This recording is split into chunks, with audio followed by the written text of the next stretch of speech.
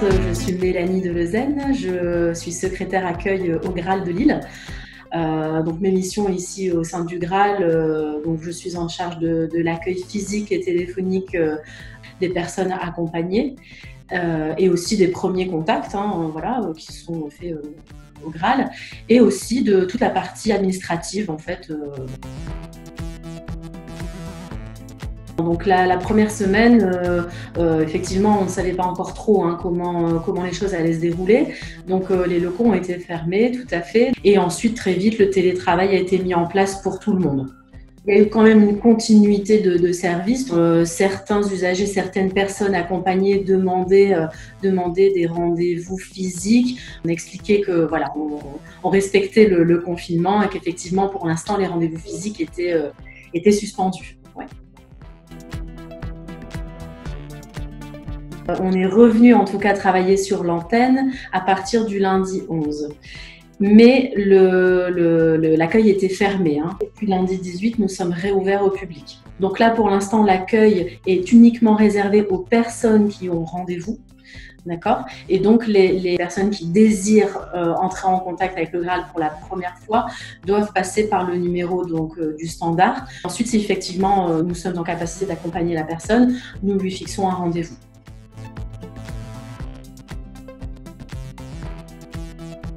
Alors, donc nous respectons les gestes barrières, donc port du masque obligatoire, donc que ce soit au sein du Graal pour le personnel, entre le personnel, et aussi pour les personnes qui ont rendez-vous. À l'accueil, dans la salle d'attente, il y a un pot de gel hydroalcoolique avec lesquels elles doivent se nettoyer les mains. L'autre point sur lequel on a été vigilant aussi, c'est d'accueillir uniquement 2 personnes maximum dans la salle d'attente.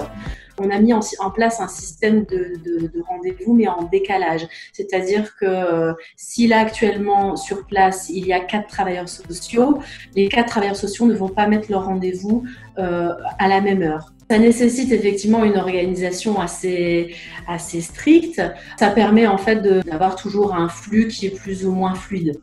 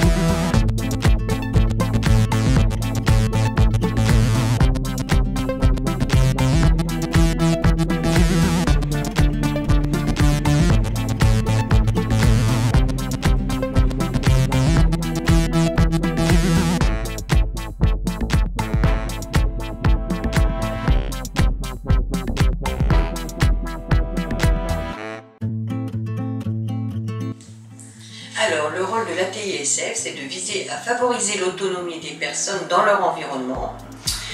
On a des interventions auprès des familles de manière réparatrice, préventive et éducative.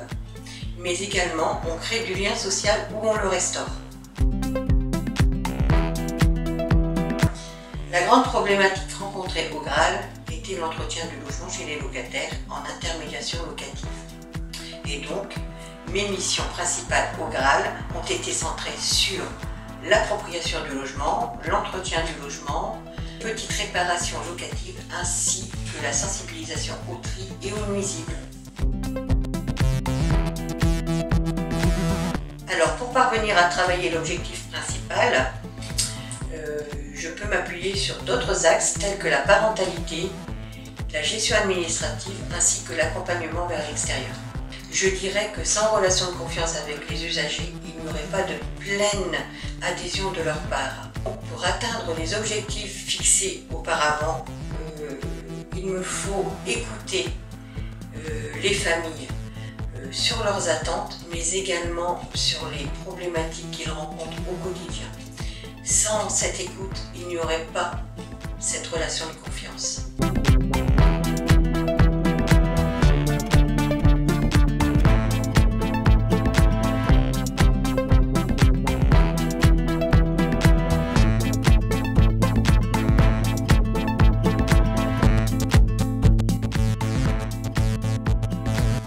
Alors, je suis animatrice des ateliers de recherche logement au Graal et donc je m'occupe de tout ce qui est action collective, ateliers d'information et du coup, aide à la recherche de logement privé.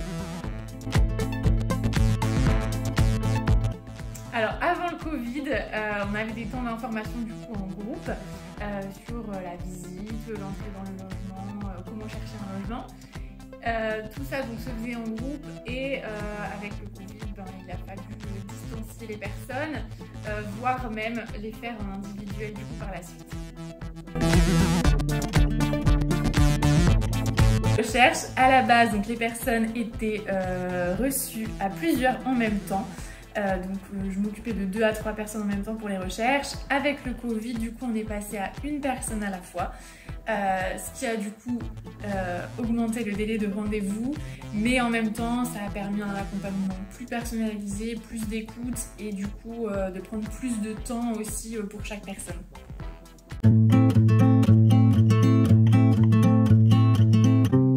Alors moi je suis éducatrice spécialisée et je travaille sur le service FSL, donc c'est un accompagnement social pour accompagner les personnes sur la recherche de logement. Alors avant le Covid, c'était quand même un petit peu plus simple parce que nous on a quand même un métier de contact, un métier social et du coup on avait aussi la possibilité de pouvoir voir les personnes, de pouvoir les rencontrer, les connaître. C'est beaucoup plus facile de comprendre une personne et de connaître sa situation vraiment dans son vécu en la rencontrant, en discutant. Donc on comprenait un petit peu leur situation, ce qui est recherché. On essayait vraiment de travailler leur projet logement de manière approfondie par rapport aussi à tout ce qu'ils avaient fait avant. Voilà, on faisait vraiment un bilan assez global. Et du coup on travaillait vraiment ensemble sur le fait de se prendre des rendez-vous régulièrement pour aussi assurer un suivi un peu plus de qualité et approfondi dans la connaissance. Depuis le Covid, le confinement et tout ce qui s'ensuit, l'accompagnement, moi je dirais qu'il a quand même perdu beaucoup de qualité et il y a même des personnes qui ont été un petit peu plus en difficulté par rapport à cette façon de fonctionner. Il y a des personnes qui sont aussi en grande difficulté, qui n'ont pas forcément toujours un téléphone à disposition avec de la batterie, qui peuvent toujours appeler quand il faut pour pouvoir mener à bien le travail. Parce que comment on fonctionnait après le Covid, on pouvait les voir seulement la première fois. Donc on les voyait une seule fois. En une seule fois, on essayait vraiment d'amener un maximum d'informations, tout ce qu'on pouvait faire en présentiel. Et c'est vrai que par la suite, c'était principalement une poursuite d'accompagnement à distance, donc par téléphone ou par mail. Et comme ça, on sent quand même qu'on perd de la qualité, qu'on perd aussi l'adhésion des personnes, que la communication n'est pas la même, il y a des incompréhensions, voilà. Et effectivement, on a bien vu quand même par rapport à avant et après qu'en termes de mobilisation des personnes dans leur projet, il y avait une certaine démobilisation. Donc c'est vrai que c'est un petit peu dommage parce que je pense qu'on n'a pas pu travailler autant que ce qu'on aurait pu l'accompagnement des personnes et que les personnes s'y sont moins retrouvées aussi.